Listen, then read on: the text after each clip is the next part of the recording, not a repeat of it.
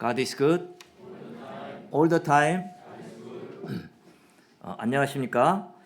제자 수양회와 특강으로 2주간 쉬었지만 다시 고린도전서 말씀으로 돌아왔습니다. 저는 이번 고린도전서 말씀을 보면서 고린도전서 말씀이 사도 바울이 다름이 아니라 그 장엄한 교향곡을 쓰듯이 그 사랑에 대한 대서사시를 길게 쓰고 있구나 하는 생각이 들었습니다. 깊어가는 이 가을에 고린도전서 말씀이 우리 가운데 역사하고 우리가 은혜 받을 수 있기를 기도합니다. 오늘 말씀의 제목은 하나님의 영광을 위하여입니다. 제가 기도하고 시작하겠습니다. 사랑과 은혜가 충만하신 하나님 아버지, 오늘 고린도전서 말씀을 통해서 우리 모임이 신앙 공동체로 굳건히 서가게 되고 또 나 자신도 성장할 수 있는 비결을 이 시간 말씀을 통하여서 배울 수 있기를 간절히 기도합니다. 예수님 이름으로 기도합니다. 오늘 말씀은 저번 강의에 이어서 우상 제물에 관해서 우리가 어떤 자세를 가져야 하는지 하는 말씀입니다. 고린도 교회는 참으로 다양한 계층의 사람들이 모인 교회였습니다. 부유한 상인이 있는가 하면 가난한 노동자가 있었습니다. 많은 교육을 받은 자가 있는 반면에 그렇지 못한 자도 있었습니다. 신분적으로 보면은 귀족 출신인 자도 있었고 노예인 자도 함께 있었습니다. 이렇게 서로 다른 배경의 사람들이 모여서 교회를 이루다 보니 그 안에서 참으로 많은 문제가 발생하게 되었습니다. 어떤 사람은 그냥 당연하게 여기고 무심코 하는 행동이 다른 사람에게는 큰 상처를 주기도 하고 심지어는 실족시키기도 하였습니다. 우상 제물에 관하여서도 성도들 간의 생각이 이렇게 달랐습니다. 어떤 자는 심히 담대하였고 어떤 자는 심히 떨기도 하였습니다. 신앙 공동체로서 하나님의 교회가 이런 문제로 인해 시달리게 되면 하나님께서 주신 사명을 온전히 감당할 수 없게 됩니다.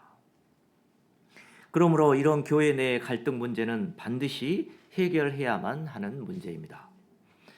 오늘 본문에서도 사도 바울은 우상 제물 문제뿐만 아니고 교회 내 성도들 간의 갈등 문제에 있어서 이를 영적으로 어떻게 해결해야 하는지 그 방법과 방향을 제시해주고 있습니다. 신앙 공동체 내에서 갈등 문제를 영적으로 해결할 뿐이 아니라 나 자신도 영적으로 성장하고 우리 모임 또한 하나님이 기뻐하시는 공동체로 쓰임받을 수 있는 비결을 오늘 말씀을 통해 배울 수 있기를 기도합니다. 파트 1 역사의 교훈 1절에서 13절입니다. 1절을 보십시오. 형제들아 나는 너희가 알지 못하기를 원하지 아니하노니 우리 조상들이 다 구름 아래에 있고 바다 가운데로 지나며. 사도 바울은 고린도 성도들이 역사에서 교훈을 배우기를 간절히 원하고 있습니다. 특별히 출애굽기의 이스라엘 백성들을 살펴보기를 원합니다. 과거 이스라엘의 역사가 그들의 반면교사가 될 수 있기 때문입니다. 사도 바울은 먼저 1절에서 4절에서 이스라엘 백성들이 받은 바 은혜에 대해서 언급하고 있습니다. 하나님은 그들을 출애굽시키시고 광야로 인도하셨습니다. 출애굽기 13장 21절 22절은 다음과 같이 말씀하고 있습니다. 여호와께서 그들 앞에 가시며 낮에는 구름 기둥으로 그들의 길을 인도하시고 밤에는 불기둥을 그들에게 비추사 낮이나 밤이나 진행하게 하시니 낮에는 구름 기둥 밤에는 불기둥이 백성 앞에서 떠나지 아니하니라. 행여 이스라엘 백성이 광야의 열기로 열사병에 걸릴까 아니면은 지쳐서 쓰러질까 봐 거대한 구름 양산을 만드셔서 그들을 가리우셨습니다. 사막은 건조한 곳이기 때문에 직사광선만 피하면은 그 피해서 그늘에 들어가기만 해도 시원하게 됩니다. 하나님께서는 아비가 어리고 연약한 자녀를 돌보듯이 섬세하게 그들을 보살피셨습니다. 또 하나님께서는 그들을 바다 가운데로 지나게 하셨습니다. 마른 땅을 바다를 마른 땅같이 건너게 하셨습니다. 배를 타도 건너기 힘든 곳을 걸어서 건너게 하셨습니다. 이는 전적으로 하나님의 은혜와 능력으로 된 것입니다. 바울은 이 사건을 마치 신자가 신앙생활을 출발하기 위해 세례를 받은 것으로 묘사하고 있습니다. 2절을 보십시오. 모세에게 속하여 다 구름과 바다에서 세례를 받고, 이스라엘 백성이 받은 바 은혜는 여기에서 그치지 않았습니다. 3절과 4절을 보십시오. 다 같은 신령한 음식을 먹으며 다 같은 신령한 음료를 마셨으니 이는 그들을 따르는 신령한 반석으로부터 마셨음에 그 반석은 곧 그리스도시라. 이것은 하나님께서 그들에게 만나와 메추라기를 먹이신 것과 반석에서 물을 공급하신 사건을 가리킵니다. 신령하다는 것은 하나님께서 직접 주셨다는 것입니다. 하나님께서 이것을 그들에게 주신 목적은 그들의 배고픔과 목마름을 해결하기 위한 것도 있지만 여기에는 더 깊은 영적 의미가 있었습니다. 이 의미에 대해 신명기 8장 2절 3절은 말합니다. 내 하나님 여호와께서 이 40년 동안 내게 광야길을 걷게 하신 것을 기억하라. 이는 너를 낮추시며 너를 시험하사 내 마음이 어떠한지 그 명령을 지키는지 지키지 않는지 알려 하심이라. 너를 낮추시며 너를 줄이게 하시며 또 너도 알지 못하며 내 조상들도 알지 못하던 만나를 너게 먹이신 것은 사람이 떡으로만 사는 것이 아니요 여호와의 입에서 나오는 모든 말씀으로 사는 줄을 내가 알게 하려 하심이라. 바울은 광야에서 그들이 먹고 마신 이것이 성만찬 의식과 같은 것이라고 생각하였습니다. 성도들은 성찬식을 통해 신령한 떡을 함께 떼고 신령한 음료를 함께 나누어 먹었습니다. 이것은 예수님의 몸이요 예수님의 피로서 신령한 것입니다. 예수님은 우리의 영적인 양식이 되시고 목마른 자에게는 영생의 샘이 되십니다. 예수님은 말씀하십니다. 내가 곧 생명의 떡이니 내게 오는 자는 결코 줄이지 아니할 터요 나를 믿는 자는 영원히 목마르지 아니하리라. 실로 이스라엘 백성들은 육신적으로 뿐만 아니라 영적으로도 놀라운 은혜를 누렸습니다. 이스라엘 백성들이 이렇게 하나님의 특별한 은총을 받았음에도 불구하고 그들은 이 은혜를 어떻게 감당했습니까? 5절을 보십시오. 그러나 그들의 다수를 하나님이 기뻐하지 아니하셨으므로 그들이 광야에서 멸망을 받았느니라. 1절부터 4절에서는 다라는 말이 반복되어 나옵니다. 이는 모두가 하나님의 특별한 은총을 받았음에도 불구하고 그들 중 다수가 불신으로 인하여서 광야에서 멸망을 받았다는 것입니다. 이는 민수기 13장 14장 사건을 가리키고 있습니다. 이스라엘 백성들은 하나님의 인도하심을 따라 마침내 약속의 땅 가나안 앞에 이르게 되었습니다. 그들의 마음은 희망으로 한껏 부풀어 올랐을 것입니다. 이때 모세는 각 지파마다 두령을 뽑아서 40일 동안 이 가나안 땅을 정탐하도록 하였습니다. 그들은 이 가나안 땅을 정탐한 후에 돌아와서 보고하였습니다. 당신이 우리를 보낸 땅에 간즉 과연 젖과 꿀이 흐르고 이것은 그 땅의 과일이니이다. 그러나 그 땅 거민은 강하고 성읍은 견고하고 심히 클 뿐 아니라 거기서 우리는 네피림 후손 아낙 자손 거인들을 보았나니 우리는 스스로 보기에도 메뚜기 같으니 그들이 보기에도 그와 같았을 것이니라. 그들은 전능하신 하나님을 바라보지 못하고 절망하며 두려움에 떨었습니다. 그들의 불신의 참 보고를 들은 백성들 모두가 또다시 모세를 원망하기 시작했습니다. 그러나 그들 중에서 여호수아와 갈렙 장군은 달랐습니다. 그들은 12령의 불신의 참 보고에 분노하며 백성들에게 믿음을 심었습니다. 여호와께서 우리를 기뻐하시면 우리를 그 땅으로 인도하여 들이시고 그 땅을 우리에게 주시리라. 이는 과연 젖과 꿀이 흐르는 땅이니라. 다만 여호와를 거역하지는 말라. 또 그 땅 백성들을 두려워하지 말라. 그들은 우리의 먹이라. 그들의 보호자는 그들에게서 떠났고 여호와는 우리와 함께 하시느니라. 그들을 두려워하지 말라. 여호수아와 갈렙 장군은 믿음의 눈으로 보았기 때문에 가나안 백성들이 아무리 강하게 보일지라도 잘 차려놓은 먹이에 불과하였습니다. 그들은 전능하신 하나님, 신실하신 하나님을 믿었고 백성들에게도 이 믿음을 심었습니다. 그들은 믿음으로 하나님을 기쁘시게 한 자들이었습니다. 그들은 믿음으로 불가능에 도전하는 믿음의 용사였습니다. 하나님은 이런 믿음의 용사들을 기뻐하시고 약속의 땅으로 그들을 인도하셨습니다. 여기서 우리는 구원과 멸망의 기준이 하나님이 기뻐하시느냐, 하나님이 기뻐하지 아니하시느냐 있음을 배웁니다. 신앙생활의 목적은 자기를 기쁘게 하는 데 있지 아니하고 하나님을 기쁘시게 하는 데 있습니다. 하나님이 기뻐하지 아니하시면 처음에는 일이 잘 되는 것 같지만 결국에는 모든 일이 뒤틀리고 수포로 돌아가고 맙니다. 반면에 하나님이 기뻐하지 아니하시면 인생이 잘 풀리는 것 같지만 그렇지 않습니다. 하나님이 기뻐하지 아니하시면 결국 죽음과 함께 모든 것이 사라지고 맙니다. 반면 하나님이 기뻐하시면 일이 잘 안 되는 것 같지만 모든 것을 협력하여 선을 이루시는 하나님으로 말미암아 결국에는 가장 좋은 길로 가게 됩니다. 하나님이 기뻐하시면 손해보는 것 같지만 결국에는 이익을 보고 패배하는 것 같지만 결국에는 승리하게 됩니다. 우리 인생의 결국이 어떻게 될 것인가 하는 것은 참으로 중요합니다. 인생의 결국이 축복이냐 저주냐, 멸망이냐 구원이냐, 영생이냐 영벌이냐 하는 것이 중요합니다. 그러므로 우리는 하나님을 기쁘시게 하기에 힘써야 합니다. 사도 바울은 고린도후서 5장 9절 10절에서 이렇게 말했습니다. 그런즉 우리는 몸으로 있든지 떠나든지 주를 기쁘시게 하는 자가 되기를 힘쓰노라.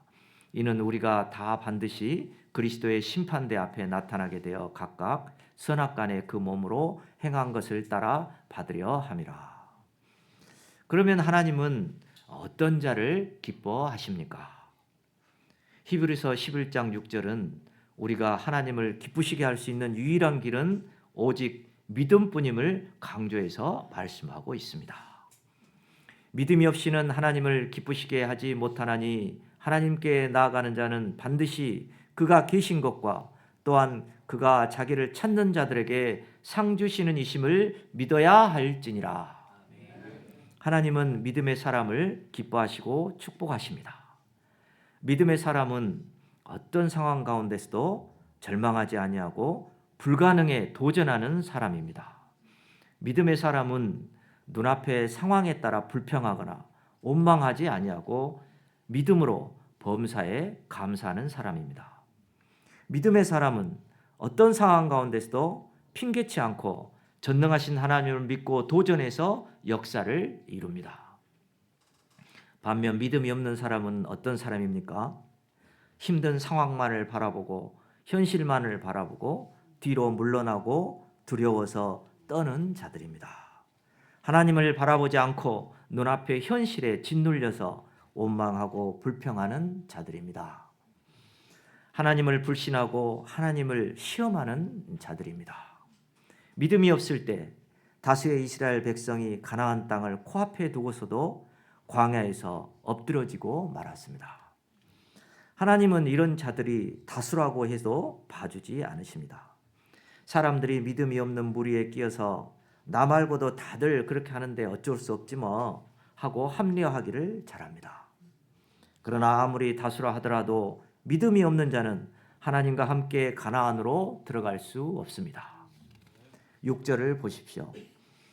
이러한 일은 우리의 본보기가 되어 우리로 하여금 그들이 악을 즐겨한 것 같이 즐겨하는 자가 되지 않게 하려 함이니. 이러한 일이 기록된 것은 본보기가 되기 위함입니다. 특별히 그들이 즐겨했던 악을 경계하고 물리치도록 하기 위함입니다. 7절에서 10절은 그들이 구한 악의 내용을 구체적으로 열거하고 있습니다. 그것은 우상 숭배와 간음과 주를 시험한 것과 원망이었습니다. 7절을 보십시오. 그들 가운데 어떤 사람들과 같이 너희는 우상 숭배하는 자가 되지 말라. 기록된 바 백성이 앉아서 먹고 마시며 일어나서 뛰논다 함과 같으니라. 이 사건은 저번에 우리가 출애굽기에서 배운 바대로 금송아지를 그들이 만들어서 우상 숭배한 사건을 가리키고 있습니다. 모세가 율법을 받기 위해 시내산으로 올라가서 내려오는 시간이 지체되자 그들은 마음이 불안해졌습니다. 그들은 곧바로 애굽에서 배운 대로 금송아지를 만들어서 그 앞에 단을 쌓고 제사를 드리며 먹고 마시며 뛰놀았습니다. 8절을 보십시오. 그들 중에 어떤 사람들이 음행하다가 하루에 2만 4천 명이 죽었나니 우리는 그들과 같이 음행하지 말자. 민수기 25장 1절에서 5절을 보면 이스라엘 백성이 모압 백성 여자들과 음행하는 사건이 나옵니다. 신들에게 제사하고자 할 때 그곳의 여자들이 이스라엘 백성들에게 초청장을 보내왔습니다. 이에 백성들이 넘어가서 모압의 신들에게 같이 절할 뿐 아니라 모압 여자들과 음행을 하였습니다. 이래 하나님께서 진노하심으로 하루에 2만 3천 명이 죽는 대참사가 발생했습니다. 이 사건을 통해 우리는 간음이 얼마나 무서운 결과를 초래하는가를 보게 됩니다. 그러므로 우리는 저희와 같이 간음하지 말아야 합니다. 9절 10절을 보십시오. 그들 가운데 어떤 사람들이 주를 시험하다가 뱀에게 멸망하였나니 우리는 그들과 같이 시험하지 말자. 그들 가운데 어떤 사람들이 원망하다가 멸망시키는 자에게 멸망하였나니 너희는 그들과 같이 원망하지 말라. 이 말씀은 민수기 21장 4절에서 9절에서 나오는 사건을 가리킵니다. 이스라엘 백성들은 이제 광야길이 점점 험해지자 마음이 크게 상하였습니다. 그들은 어리석게도 이 가운데 하나님과 모세 지도자 모세를 대놓고 원망하며 불평하였습니다. 하나님은 이런 그들에게 불뱀을 보내어 불평하는 입을 물게 하심으로 온몸에 독이 퍼져 죽게 하셨습니다. 또 민수기 16장에서는 고라의 반역 사건이 나옵니다. 원망이란 반항하는 마음을 갖고 불평하고 비난하는 것을 의미합니다. 고라와 그 일당들은 하나님께 세우신 지도자 모세에게 불만을 품고 원망하다가 하루아침에 멸망당하고 말았습니다. 11절을 보십시오. 그들에게 일어난 이 모든 일은 이런 일은 본보기가 되고 또한 말세를 만난 우리를 깨우치기 위하여 기록되었느니라. 이스라엘 백성들이 실패한 역사적인 사건은 후대 성도들의 본보기가 됩니다. 믿음이 없을 때 가나안 땅을 눈앞에 두고도 엎드러져 원망과 불평 가운데 스스로의 삶을 망가뜨린 자들을 보게 됩니다. 이 기록은 말세를 만난 우리를 깨우치기 위한 것입니다. 우리 자신이 옳게 선 줄로 생각될 때 더욱더 조심해야 합니다. 헛된 자부심에만 빠져 영적 투쟁을 게을리해서는 안 됩니다. 교만은 패망의 선봉입니다. 스스로 안다고 생각할 때 더욱더 시험에 들지 않게 투쟁해야 합니다. 그렇다고 우리가 모든 시험을 피할 수는 없습니다. 그러나 우리는 조금도 염려할 필요가 없습니다. 왜냐하면 하나님은 미쁘사 우리가 감당치 못할 시험당함을 허락지 아니하시고 시험당할 즈음에 피할 길을 내사 능히 감당하게 하시기 때문입니다. 우리가 교만한 마음을 품지 않고 겸손하게 주님 안에서 주님을 의지하면 주님께서 그 믿고 의지한 자를 책임지고 돌봐주십니다. 파트 하나님의 영광을 위해서 하라. 10장 14절부터 11장 1절입니다. 사도 바울은 이제 고린도 성도들을 돌아보며 말하고 있습니다. 14절을 보십시오. 그런즉 내 사랑하는 자들아 우상 숭배하는 일을 피하라. 피하라는 말은 도망하라는 뜻입니다. 죄를 짓지 않을 수 있는 가장 안전한 방법 중에 하나는 요셉과 같이 도망하는 것입니다. 고린도 성도들은 우상 숭배하는 장소를 피해야 합니다. 우상 숭배하는 축제에 아예 가지를 말아야 합니다. 바울은 비록 우상 숭배에 절하지는 않더라도 그 축제에 참여하며 그들의 식탁에 앉아 함께 먹고 마시는 고린도 성도들을 향해 스스로 판단해 보도록 말하고 있습니다. 16절부터 18절을 보십시오. 우리가 성 만찬에서 떡을 함께 떼어 먹으며 피의 잔을 함께 나누는 것은 그리스도의 몸과 피에 참여하는 것과 같습니다. 또한 구약의 제사에서 제사에 드리고 난 짐승의 고기를 함께 나누어 먹는 것 또한 제사의 일부에 속한 것이었습니다. 이처럼 우상숭배의 현장에서 그들과 함께 음식을 나누는 것은 그들의 우상숭배에 참여하는 것이 되고 귀신과 교제하는 것이 될 수 있습니다. 왜냐하면 이방인이 제사하는 것은 귀신에게 하는 것이기 때문입니다. 이렇게 말하면 어떤 분은 이렇게 말씀하실 겁니다. 목자님, 저희가 저번 고린도전서 8강에서 인태 목자님이 말씀에 전하실 때는 좀 다르게 배운 것 같은데요. 맞습니다. 우리는 저번 강의에서 세상에는 참신이 하나님 한 분밖에 없고 우상은 아무것도 아니므로 우상에 바쳐진 제물도 아무것도 아니고 본질적으로 우상의 제물을 음식으로 먹는 것은 아무런 문제가 되지 않는다고 배웠습니다. 다만 그 자유를 다른 사람을 세우기 위해서 써야 한다고 배웠습니다. 고린도 성도 중에 이러한 지식에 이른 자, 믿음이 강한 자들은 양심에 걸리는 일이 없이 문제없이 먹었습니다. 맞습니다. 그러면 목자님, 이 두 가지가 다 맞으면 도대체 어떤 지식과 교리를 따라하라는 것입니까? 예, 그 말도 맞습니다. 그러면 우리가 여기서 잠시 어떤 지식과 교리를 잠깐 내려놓고 생각해 보겠습니다. 이 문제에 관하여서 사도 바울이 줄기차게 권면하고 있는 바가 무엇입니까? 8장 1절에서 사도 바울은 이렇게 말합니다. 우상 제물에 대해는 우리가 다 지식이 있는 줄을 아나 지식은 교만하게 하며 사랑은 덕을 세우나니. 8장 1절을 다 같이 다시 한번 읽어보겠습니다. 시작. 다 지식이 있는 줄을 아나. 우리가 어떤 일에 다 지식이 있지만 이 지식만 따라 행하게 되면은 어떤 자들을 업신여기게 되고 무시하게 되고 심지어 다른 형제를 실족해 할 수도 있습니다. 우리가 지식만을 따라 행하는 것은 교만한 것입니다. 고린도전서 13장 9절과 10절을 보십시오. 우리가 부분적으로 알고 부분적으로 예언하니 온전한 것이 올 때에는 부분적으로 하던 것이 패하리라. 우리가 이 땅에서 아는 지식은 부분적인 것입니다. 불완전한 것입니다. 마치 장님이 코끼리를 만지는 것과 같습니다. 우리가 어떻게 하나님의 모든 비밀을 지식적으로 이성으로 온전히 알 수 있겠습니까?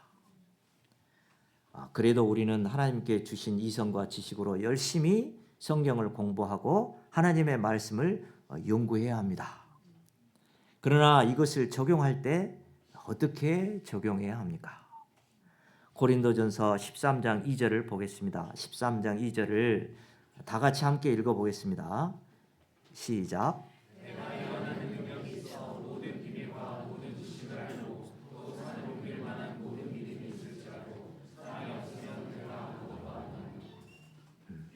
내가 모든 비밀을 알고 모든 지식을 다 알고 있을지라도 사랑으로 행해야 한다고 말하고 있습니다. 우리가 지식만을 따라 행할 것이 아닙니다. 만약 예수님께서 우리를 지식으로만 대했다고 하면 어떻게 되겠습니까? 우리는 뼈도 못 추릴 것입니다. 예수님은 우리를 사랑과 은혜로 대하십니다. 지식은 날카롭고 너무 차갑기 때문에 그 지식을 그리스도의 사랑에 녹여야 합니다. 그럴 때 비로소 온전한 지식이 될 것입니다. 사도 바울은 23절과 24절에서 이렇게 표현하고 있습니다. 모든 것이 가하나 모든 것이 유익한 것은 아니요 모든 것이 가하나 모든 것이 덕을 세우는 것은 아니니 누구든지 자기의 유익을 구하지 말고 남의 유익을 구하라. 그럼에도 불구하고 사도 바울은 고린도 성도들을 위하여서 이 문제에 관해서 한두 가지의 가이드라인은 제시해 주고 있습니다. 25절에서 28절입니다. 첫째, 시장에서 파는 것은 양심을 위하여서 그냥 묻지 말고 먹으라고 하십니다. 정육점 주인에게 이게 우상 제물이냐 굳이 묻지 말라는 것입니다. 이는 시중에서 일반적으로 유통되는 음식과 같이 되었기 때문에 굳이 물어보지 말고 먹어도 된다는 것입니다. 또한 불신자가 초청한 경우 양심을 위하여서 묻지 말고 그 차려놓은 음식은 무엇이든지 맛있게 먹으라고 합니다. 다만 어떤 사람이 그 음식 가운데 우상 제물이 있다고 말하면은 예, 알겠습니다. 제가 잘 음식 유상 제물이 있는지 잘 몰랐습니다. 그러면 제가 크리스찬이기 때문에 다른 음식을 맛있게 먹겠습니다 하고 그냥 안 먹으면 됩니다. 나는 먹을 수 있는 자유가 있지만 그 자유로 인해서 그 사람이 시험에 들 수 있고 혹 나를 판단하거나 비방할 거리가 될 수도 있기 때문입니다. 바울은 여기서 더 나아가 신앙생활에 더 큰 원칙을 제시하고 있습니다. 31절을 보십시오. 31절을 함께 읽겠습니다. 시작.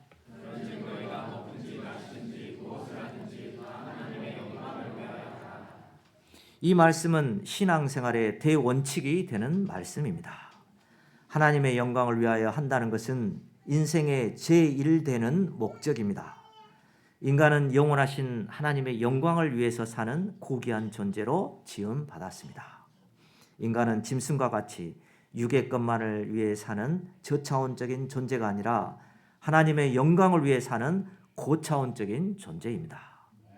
인간이 불멸의 하나님의 영광을 위해서 살 때 비로소 인간답게 살 수 있고 진정으로 의미 있고 행복한 삶을 영위할 수 있습니다. 그러나 인간이 하나님의 영광을 위해 살지 아니할 때 썩어 없어질 인간이나 금수나 버러지를 섬기는 우상 숭배자로 전락하게 되고 육신의 정욕을 추구하는 쾌락주의자가 되어버립니다. 먹든지 마시든지 무엇을 하든지 다 하나님의 영광을 위해 하라는 말씀은 하찮게 보이는 먹고 마시는 일까지도 하나님의 영광을 위해서 하라는 말씀입니다. 신앙생활은 신앙과 생활이 분리된 생활이 아니라 일치된 생활이어야 합니다. 무엇이든지 다는 생활 전반에 걸쳐서 예외 없이 다 하나님의 영광을 위해서 하라는 것입니다. 공부를 하든지 또 직장에 다니는 것이라든지 또 결혼을 하든지 돈을 벌든지 또 양을 치든지 운동을 하든지 청소를 하든지 또 잠을 자든지 다 하나님의 영광을 위해서 하라는 것입니다. 사도 바울은 이런 점에서 우리의 본이 됩니다. 그가 어떻게 이와 같이 본이 될 수 있었습니까? 11장 1절을 보십시오. 내가 그리스도를 본받는 자 된 것 같이 너희는 나를 본받는 자가 되라. 이 말씀에서 사도 바울이 너희는 나를 본받는 자 되라고 한 말의 진정한 의미는 내가 그리스도를 본받고자 애쓰는 것 같이 너희도 예수 그리스도를 본받기에 힘쓰라는 것입니다. 사도 바울은 그리스도를 본받기에 힘썼습니다. 특히 그는 그리스도께서 자기 권리를 포기하시고 한없이 낮아지셔서 죄인들을 섬기는 것 같이 믿음이 약한 형제들을 사랑으로 품고 섬기고자 애를 썼습니다. 예수님은 이 땅에 오셔서 십자가에서 구속 역사를 완성하셨을 뿐 아니라 우리가 이 땅에서 어떤 삶을 살아야 진정으로 행복한 삶을 살 수 있으며 영생에 이를 수 있는가를 가르쳐 주셨습니다. 그리고 모든 면에서 본을 보여주심으로 우리로 하여금 그 자취를 따라오도록 하셨습니다. 예수님은 섬기는 종이 되셔서 각종 냄새나는 죄인들을 섬기시고 그를 따르는 제자들에게 섬기는 종의 생활을 하도록 하셨습니다. 또한 자기를 철저히 부인하시고 하나님께 복종하실 뿐 아니라 죄인들의 모든 죄를 담당하시기 위해 친히 십자가를 지셨습니다. 그리고 그를 따르는 자들에게 아무든지 나를 따라오려거든 자기를 부인하고 자기 십자가를 지고 나를 좇을 것이니라 말씀하셨습니다. 예수님의 말씀이 언제나 생명력이 있고 만고불변의 진리가 되는 것은 말만 하신 것이 아니라 신이 실천하심으로 본을 보여주셨기 때문입니다. 신앙생활은 바로 이 예수님을 본받는 생활입니다. 우리가 예수님을 본받을 때 우리 내면에 그리스도의 아름다운 형상이 조각되어집니다. 결론입니다. 사도 바울은 고린도 교회를 향해 다른 사람의 유익을 구하는 데 힘쓰고 무엇이든지 하나님의 영광을 위하여 하라 말씀하고 있습니다. 이기적이고 부족한 우리가 이렇게 되기 위해서는 예수님 한 분을 배워나가는 데 힘써야 합니다. 신앙 공동체의 구성원 개개인이 이렇게 예수님을 본받기에 힘쓸 때 그 모임은 은혜와 사랑과 생명력이 차고 넘치게 됩니다. 저와 여러분이 그리스도를 본받기에 힘쓰므로 우리 모임이 은혜와 사랑과 생명력이 차고 넘치는 모임이 될 수 있기를 기도합니다. 그리하여 하나님께서 우리에게 맡겨주신 만민 구원 역사를 능히 섬길 수 있기를 기도합니다. 제가 기도하고 마치겠습니다. 사랑과 은혜가 충성하신 하나님 아버지, 우리가 지식만을 따라 행할 것이 아니고 받은 바 서로에게 사랑의 덕을 세우고 아주 작은 일을 함에 있어서도 하나님의 영광을 위하여 하게 하시고 또 모든 일에 예수님을 배워나감으로 더 깊어지고 성장하는 저희와 모임이 되게 하시기를 간절히 기도합니다. 예수님 이름으로 기도합니다.